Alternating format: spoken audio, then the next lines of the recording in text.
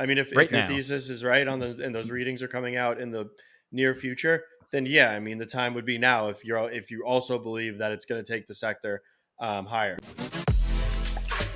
Hey everyone, hope you had a great weekend. Thanks for checking into our Traded Black podcast. As usual, I'm your host, Shad Dales. Some big news in the psychedelic space earlier today involving Small Pharma and Cybin, with Cybin acquiring the company. What's this mean for both companies and the overall industry? Is this the beginning of things to come as far as turning the corner within the industry? As well, some interesting news the Washington Post reported. They're doing an investigation where some pilots are falsifying their medical records to remain in the cockpit. Definitely an eye-opener, to say the least. And that's the reason why we're bringing in our guest here today. He's a former Top Gun fighter pilot and the host of the Max Afterburner Podcast. Matthew, Whiz, Buckley, back to the podcast. Good to see you. How's the summer been, sir? Good to see you as well, my brother. It's good. Unfortunately, it's coming to an end, man, but the season's changed. I know.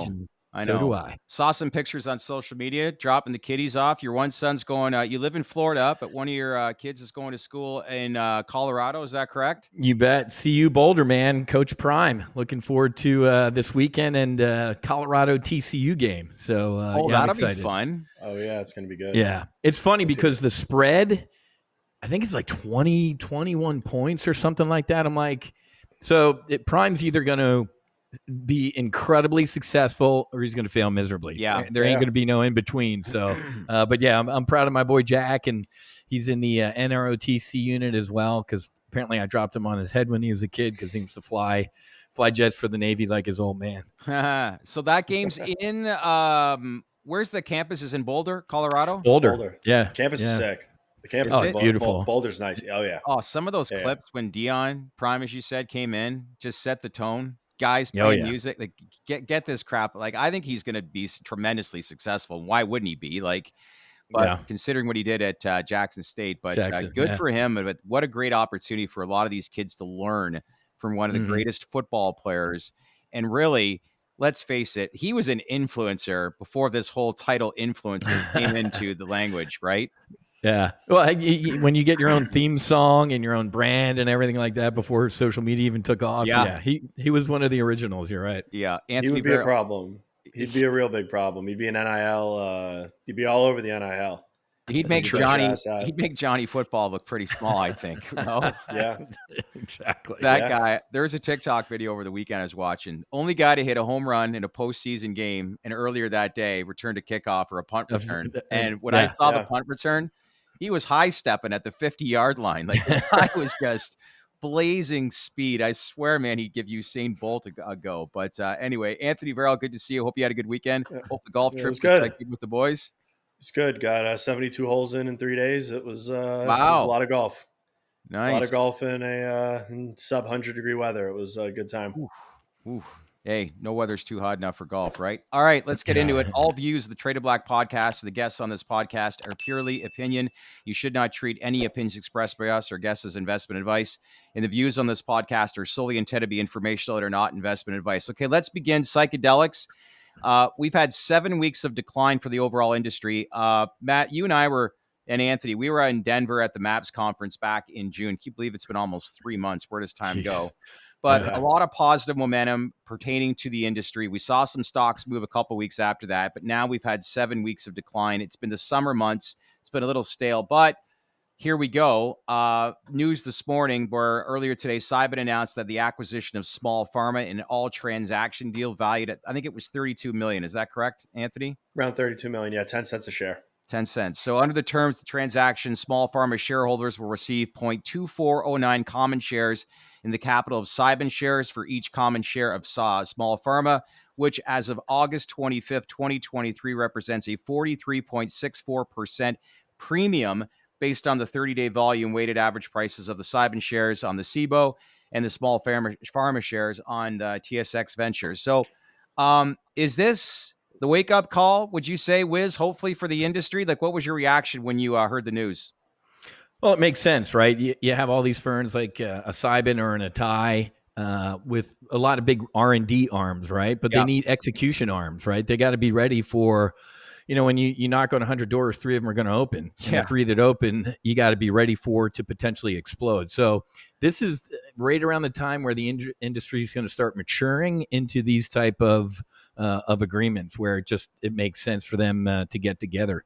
Our mutual friend Cody Shandraw from Ambria and the Healing REIT, he's 500-pound head in the space. He predicted this, a year or two ago. We had the initial massive spike like any good biotech.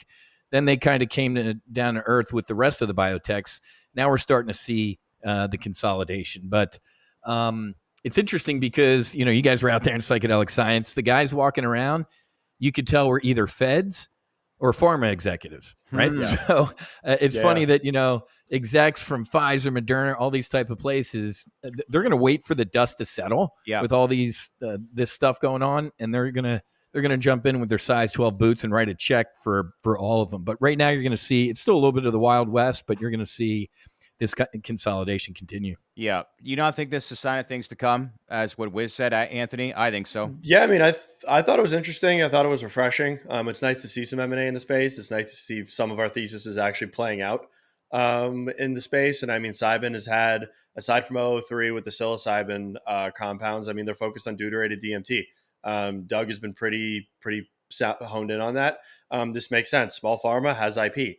They're focused on DMT. This now makes them the pole position for DMT as it relates to depression, and I think it was addiction as well. I mean, there's a little bit reading into it. I mean, I don't know how I'd feel about this if I was one of the institutional or the life sciences investors that came into Small Pharma on the front end of this, as they raised about 63 million in equity raises, and they're getting taken out for about 32. But that being said, I think this see a smile here, Whiz. I mean, as an investor, it's a tough pill to swallow, but the forward momentum on Cybin is probably something that they're betting on. I mean, the shareholders of Small Pharma, once the two are amalgamated, are going to make up about 25% of the cap table. So, I mean, they're getting a healthy piece of Cybin. And as Cybin progresses through 003 with psilocybin, through the now combined DMT trials and IP portfolio, I mean, there's serious upside here. So, I mean, owning 25% of that enterprise as it stands today can create an immense windfall for them in the future. This is all forward thinking. We've discussed this a number of times where, look, the industry, there was so many pretenders around, unrealistic expectations. People understand that now. What they want to know is what is going to happen moving forward. Less companies, but this is a forward thinking statement and opportunity for a company like Cybin, with very little companies that I think will succeed. But in an interesting podcast that we had last week was with the CEO of Numinous Wellness, Peyton Nyquist. He talked about these MAPS readouts that are forecasted to come out next month at some point.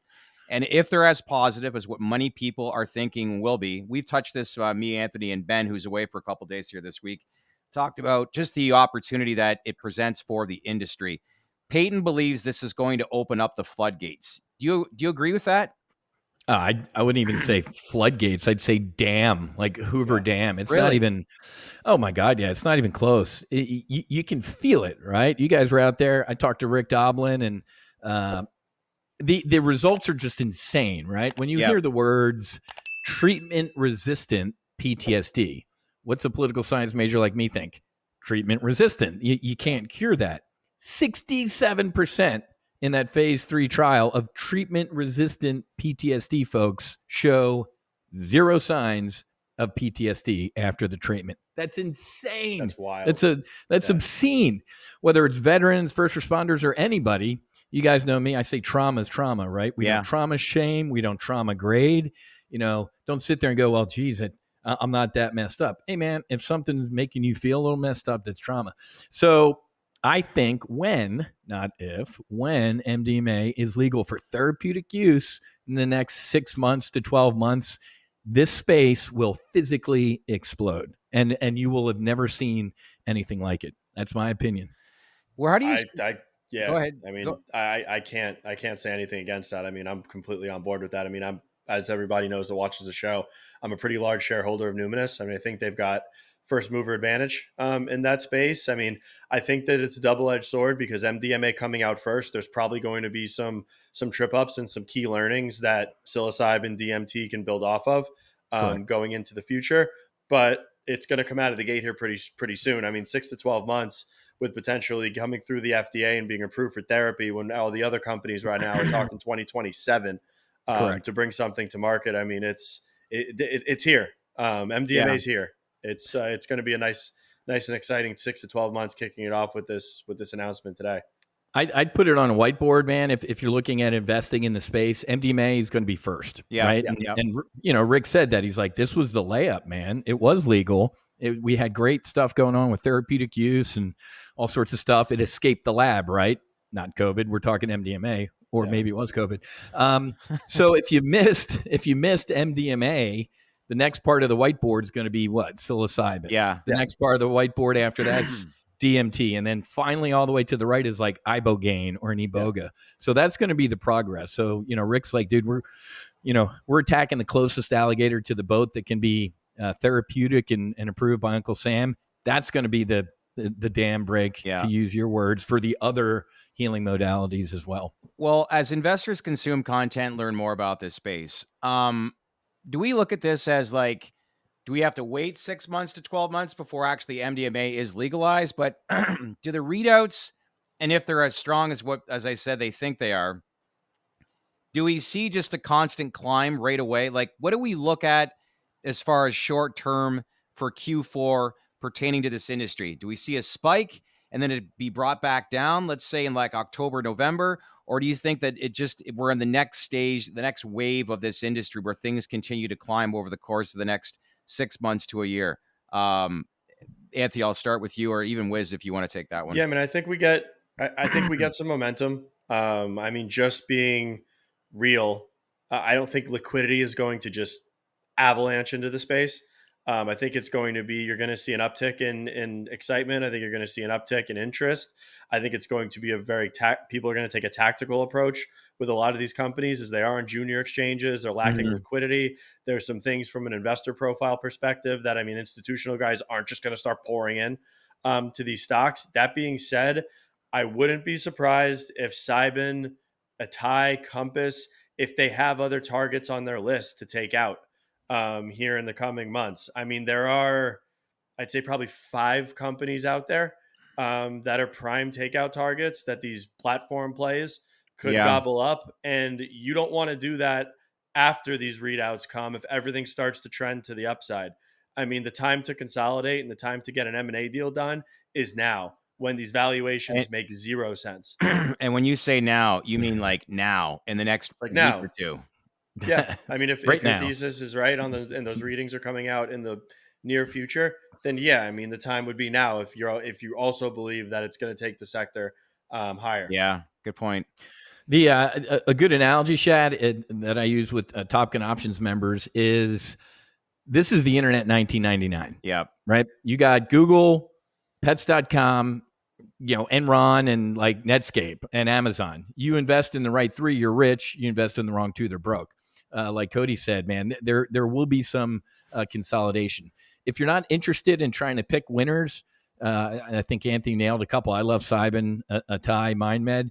Look at PSIL, SIL. Yeah. PSIL is an ETF with a basket of those names. So if one of them is a Netscape or a Pets.com and goes away, it ain't gonna blow you out. But be careful investing in just single names in these, unless they're kind of the big Death Stars like Anthony rattled off. Yeah, one thing that grabbed our attention that we discussed last week too was just the quality of investors that were part of that shares purchase agreement with Compass, like the Morgan Stanleys of the world. And that's for a phase 3 trial that's about to begin. You have 2 phase 3 trials that are complete with MAPS. So I'll be very interested to see what kind of investors this does attract if these readouts are as strong as what many people are predicting.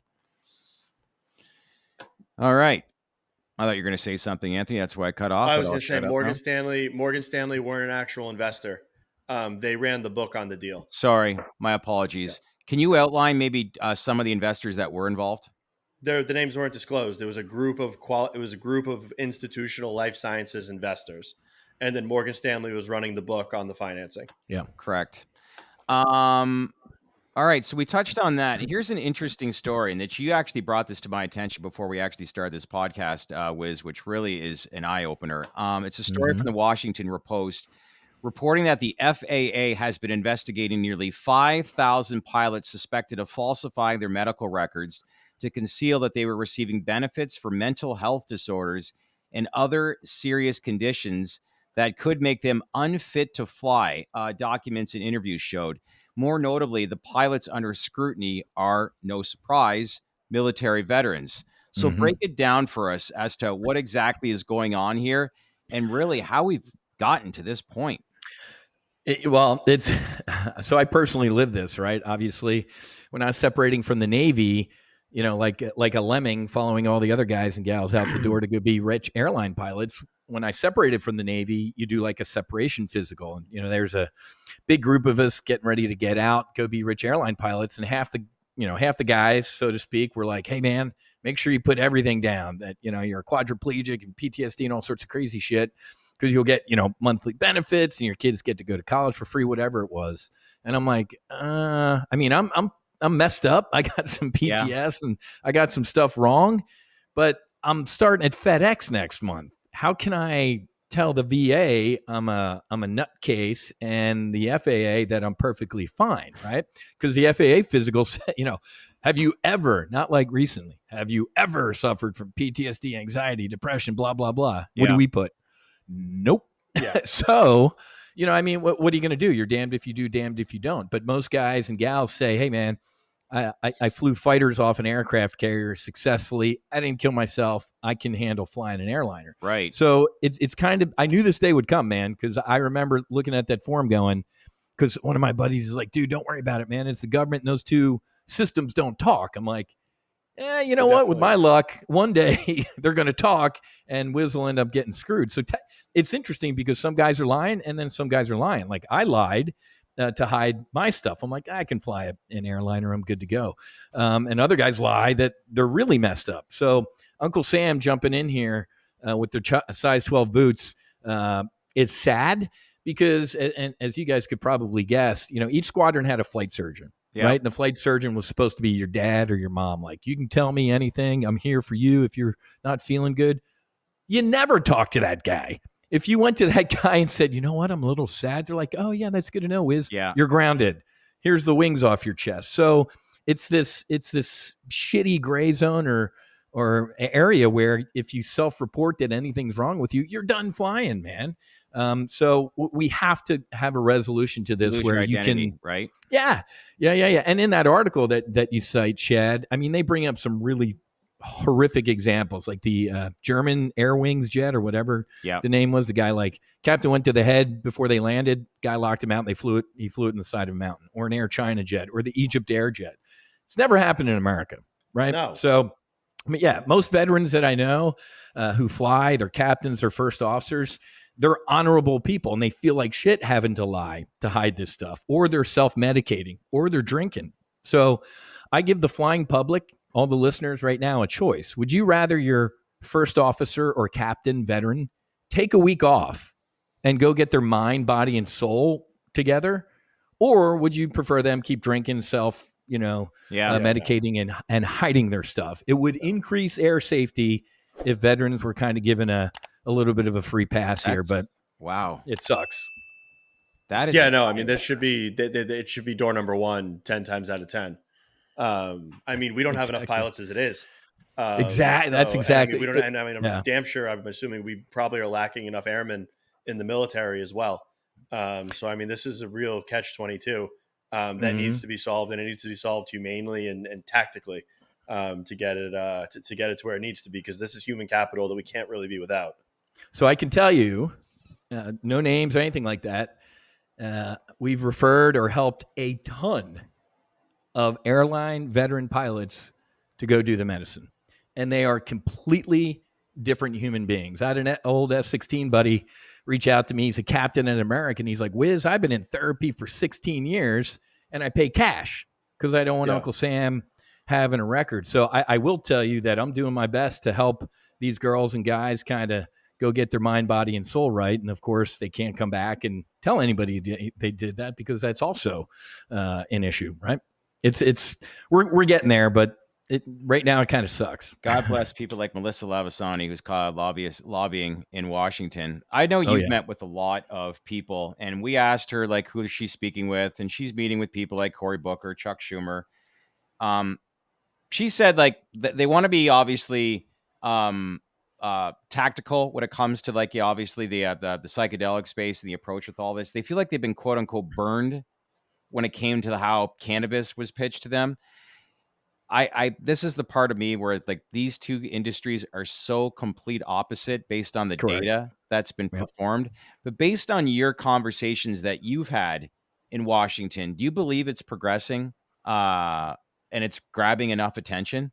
1,000%, man. I was in DC last month with Mel, met with Congressman Luttrell, obviously Marcus Luttrell's brother, Morgan, who's done the medicine, right? So he's kind of picked up the flag and he's running with it. Dan Crenshaw, another Navy SEAL, Yep. Congressman Zinke, we met with another Navy SEAL. It's interesting.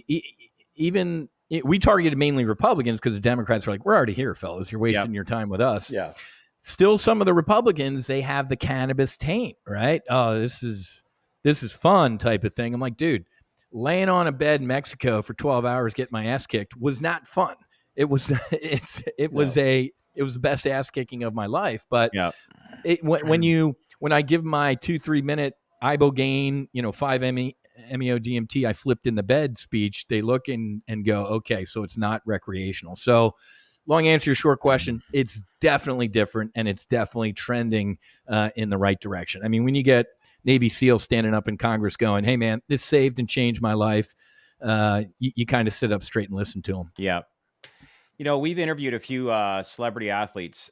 You talk about even Kobe was very vocal on making sure that he was prepared post his playing career on what he was going to do after basketball. Because a lot of these athletes, I've even saw a podcast with Gilbert Arenas talk about what's it like to be a retired NBA basketball player with $100 million in the bank. He's like miserable because he's like, I had a purpose from the time I was 6-7 years old. When it comes to like the industry that you're in, a Top Gun fighter pilot, like what he's doing on a daily basis, and when he actually has to be grounded full time, like walk me through what that is like mentally for somebody to experience all that stuff and no longer being able to. I'll tell you, man, aside from the potential physical injuries, hearing, your PTS, all that type of stuff, when you leave the cockpit, going from flying a fighter jet to flying an airliner, it's like going from a Ferrari to a moped, right? So that's a little bit of it kind of sucks, right? It brings you down a notch, and you also lose your sense of, to your point, mission, purpose. Yeah. You also lose your squadron mates. Man, when the guys and the gals that I flew with, I trusted every one of them with my life, or they weren't in the squadron anymore. If you weren't trusted or liked, you were gone, right? Now you're schlepping to gate 72 with people yelling at you, screaming, and delays, and it's a miserable existence. So loss of mission, loss of purpose, and loss of squadron are all things that factor into it just sucking, to be honest with you. I mean, you guys know my story. 9/11 was my first and last day at work at American Airlines, and I'm not glad for 9/11. Obviously, I'm just saying it changed the arc of my life, because I would not have been a good. Walk us through remind me of that story. What was this about 9/11? Yeah, man. So I left FedEx because I was stationed. I was flying F-18s in the reserves out of Fort Worth. And, I was flying for FedEx. I'm having to commute up to Memphis to make my trips and commute back. Most of the guys in my reserve squadron of Fort Worth were flying for American Airlines. Gotcha. I'll never forget. Got back from a FedEx trip. I'm like sitting in the ready room, like falling asleep because I don't even know what time zone I'm in, right? And one of my buddies gave me a cell phone. And he's like, hey, dude, here's my cell phone. If crew scheduling from American calls, tell them you're me and you'll be there in a couple hours. I'm like, hold on a second, dude. You're sitting reserve for American Airlines on a 2-hour call out and you're going to fly a dogfight. I'm like, done. So I quit FedEx and went to American. And you guys met Susie.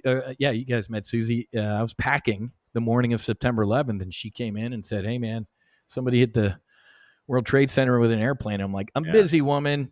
bad weather, small airplane, and she gave me that look. Short story long, saw the second plane hit, broke the land speed record driving out to the air station, got out there as they closed it, and another buddy made it out to my F-16 squadron, and we ran F-18 squadron. We ran next door to the F-16 squadron, the Air Force. 4 of their guys made it out before they closed the base. And dude, it was like Lexington and Concord. 4 Air Force guys, two Navy guys. We're briefing to get airborne. Yeah. We're arming our jets, putting bullets in the nose, and the Pentagon gets hit on the TV. We're like, holy shit, man. So it was brutal. It was a surreal day. The F-16s took off first, and my buddy Gruff and I, we took our jets to the end of the runway, fully armed and running. So when I got hired by American, I had a nice, letter from the chief pilot signed in ink, welcome aboard. A week after the 9/11 attacks, I got a photocopied letter from American Airlines HR that said, "Dear crew member, you're furloughed." So that was a brief airline career. It sucked. What's surreal about that too now is that like there's actually young adults that weren't even born when that happened. It's crazy how much that changed everything. But my oldest son, my wife was holding him. He was 8 months old. Yeah, my oldest son Matthew, he's 23 now, and wants to go in the military. So yeah, exactly. There's people that weren't even alive when that happened, man. Different times, wasn't it? 100%. World changed after that. You talk about monumental moments. COVID, 9/11 was definitely in our lifetime. That's for sure. Yeah, 3 days after the attacks, we were still sitting alert. Remember when each day they're like, "Hey, we're going to try and open the airspace today," and they failed. It was like, "Hey, tomorrow, fail." Yeah. So I was sitting alert, and this poor guy, man, this like 77-year-old granddad got airborne with his grandson in his wooden Piper or something. And down near Crawford, Texas was President Bush's prohibited airspace. They had like an airborne White House over Texas. So they scrambled us. I went supersonic. I took off out of Naval Air Station Fort Worth, stayed at a couple 100 feet, full afterburner, boom, broke the sound barrier to go intercept this guy, man. And it turned out, he was this old dude. We like forced him to land into a grass strip and stuff like that. And black Suburbans and, Texas troopers coming up the dirt road. Yeah, we should talk about that over beer sometimes. Well, Anthony has volunteered. We are going to do a podcast. You're going up. It's fine. I'll do it in a second. Hell yeah, man. I don't even have to volunteer for that. I will do that 100%. I was with one of my clients in New York last month, and he's a former race car driver. And he took me up 5,000 feet of a mountain in 6 minutes. And when I got out, I was spinning. Like I was not doing well. So I asked him a question because he's actually been in a fighter jet. And he's very, very nicely just said to me, "Listen, I saw you in a car. I don't think that you should get into a jet." And I was just like, okay. Anyway, I love it. Last thing I want to touch on is you're the host of the Max Afterburner podcast, and you have an options trading school. How can people learn about that, and where can they go to get that information? Yeah, man. Well, you can listen to Max Afterburner on Spotify, iTunes, Apple Podcasts, wherever cool kids listen to podcasts. You can listen to Max Afterburner.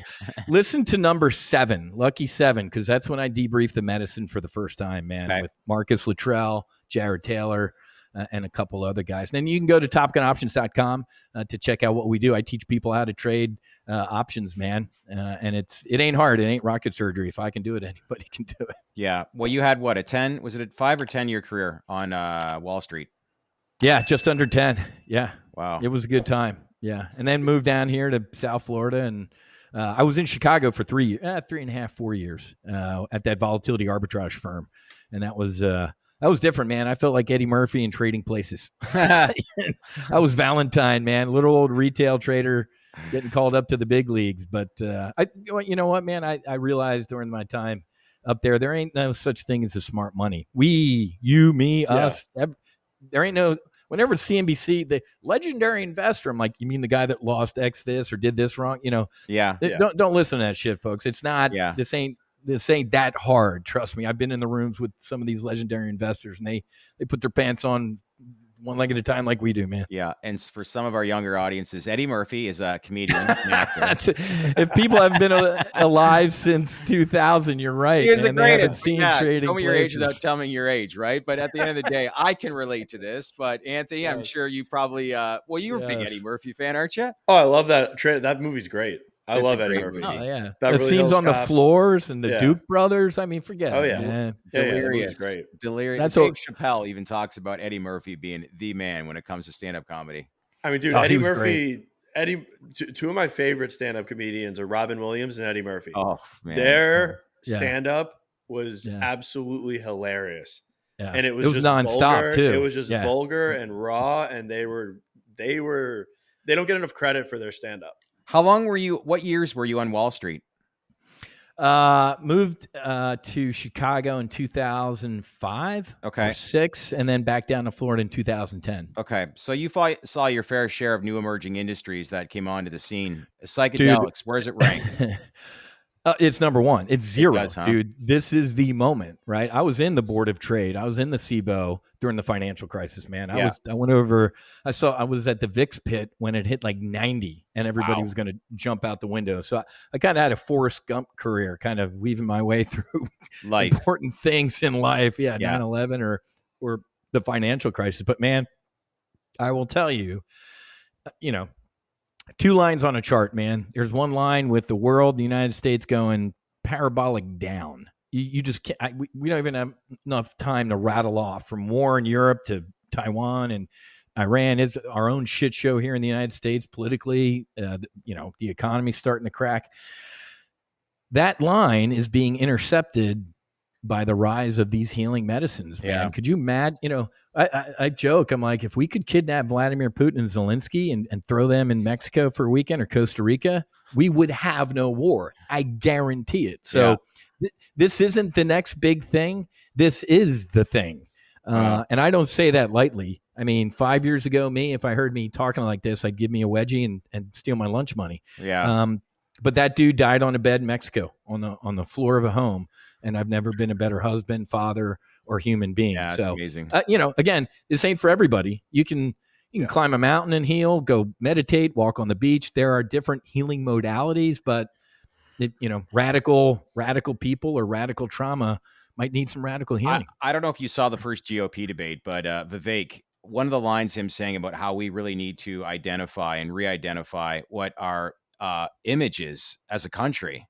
And Agreed. I looked at Pence and I'm like, I've been in the hallways and I'm just like, how does that benefit me? Like I was just sliding off a chair listening to that because I'm just like, I put my hand on the Ronald Reagan Bible and God bless his exactly. faith. But I'm like, Ronald Reagan is great, one of the greatest presidents, but it's 45 years ago. Yeah. Now we're really dating ourselves, right? Shining house on the hill. They've got people on Fox News and CNN right now that are burning U.S. flags in the street in New York that are protesting because they won't give the immigrants housing. I want to be like, all right, why don't you go to Saudi Arabia or Iran or Russia, burn a flag in the street, and let me know what happens? Because you're not going to get national TV exposure, and you sure as hell are not going to be walking away from that. They're going to put you in jail, and you are never going to be heard from again. So if you think that you don't have civil liberties in this country, good luck somewhere else. Yeah. That's heartbreaking, man. There's it's disgusting. 50 to 60,000 homeless veterans in this country that we ain't taking care of. But I couldn't help. Like he's all for the psychedelic space, but when I listen to him talk, it's like ripping off the Band-Aid and like, okay, before we start to implement all these different strategies and what we should do, we need to press reset and take a step back to figure out where we are right now and how we put together the best plan moving forward. And he was very, very thorough and simplistic on some of the things. Like he speaks tremendous. And I don't know. Yeah. Considering the fact that most Americans now want somebody with an entrepreneurial background, you get everything you want with this guy, half the age of Trump minus the drama and bankruptcies. To me, it seems like he would be a great choice. But on that stage was old school conservatism with a Pence and a new radical America first with a Vac Jr., Trump Jr. type of thing. Pence was buckle up. crazy. I was squirming in my seat. I'm like, Pence is the only net positive from Pence is this is what the Republican Party needs to let die, are these 100%. ideologies and this mentality, because it's why they lost everybody. Correct. Like Chris Christie is not there to, I don't know what his goal, like obviously he's there to disrupt the show. Yeah. But you know who the Democrats are scared of is Nikki Haley. I know. They are she's good. very afraid of Nikki You know who Haley with impressed her me military too? husband and her experience. I thought the governor of North Dakota, phenomenal. Oh, Good guy. No, you know who broke my heart? Like Fredo, Tim Scott, man. I like Tim Scott. I love Tim Scott. He really didn't shine that night, but in general, it's a good dude, man. I think he's in between a Pence and a Do you think the Dems have to worry about RFK Jr.? No, at all. Like, you think it's a landslide? Biden is going to represent that party again? I mean, well, did you see that DeSantis is it's almost a done deal? He's going to be debating Gavin Newsom. They're going to have a ignore what's going on in the country. We're going to debate, which half the Democrats are furious at. Like, hey, man, you got Kamala and Joe, and half the Republicans. So I don't think Biden's on the ticket come 2024. And he sure as hell is not going to be running up there with Kamala. No, I'd agree with that if he's up there, but no, I mean his approval rating is in the toilet, and I mean 73%, I think, of the country said that Trump and Biden are too old to be running for office. Like they're not likable. Nobody's got the courage either to stand up, and ain't nobody going into the Oval Office to tell Joe Biden, like, dude, you're too old. You need to bow out. Yeah. That guy's got that attitude of like, well, I mean, the old angry Irish guy that you ain't telling him shit. And obviously Donald Trump doesn't listen to anybody but Donald Trump. So here we go. Buckle up. I know it's radical, but it wouldn't be the worst thing if just nature took its course with Biden and Trump goes to jail. And we get fresh resets on both sides of the aisle. Elon Musk said that. It's just, I just want somebody. It'd be the best. Or put both in jail. Put Biden and Trump in jail. Go after Hunter and just give us fresh people. Clean piece of paper. I agree with that. Or as Whiz says, a week in Mexico and all would be fine. I'd agree with that. Absolutely. Yeah. I promise you it would be fine. Yeah. All right, listen, I know that I want to have people on. You have your background, obviously, as a Top Gun fighter pilot. So that was an interesting story with the Washington Post. But more importantly, you're connected to a lot of investors in this space. You see it firsthand as a veteran as to what people are struggling. But the big takeaway here is that you guys are in agreement with what Peyton was saying, that these readouts are strong. It's going to open up the floodgates here in Q4. Yeah, it's so awesome because I can sit here for the rest of the day and give you the anecdotal stories of healing, right? We need to build that bridge with ones and zeros, booger eaters, slide rules, and beakers, and people in lab coats. And that's what's happening. We're gonna meet in the middle, that's really the floodgate. When I can tell my great story of lying on a bed in Mexico and a dude or a lady a lot smarter than me can map out why that happened, boom. Now you got magic in a bottle. Nice. Exactly. Appreciate you checking in. What'd you guys think of the podcast? Leave a comment below. We like Whiz so much. Do you think he should come on and be a host of this podcast? Dude, I don't want to lower your ratings, man. Come on, buddy. Do that to yourself. Listen, good stuff. Always nice chatting with you. And let's keep in touch as we start to move into September. And then let's hope we get some more news. But God bless. And tell the family we say hi. You bet, guys. Fight's on. See ya. Thanks, Whiz. Thanks. Good having you. Hey, everyone. So what'd you think of the interview? Did you like what we asked? Is there any information you want to learn more of? Then leave a comment below and let us know what you think.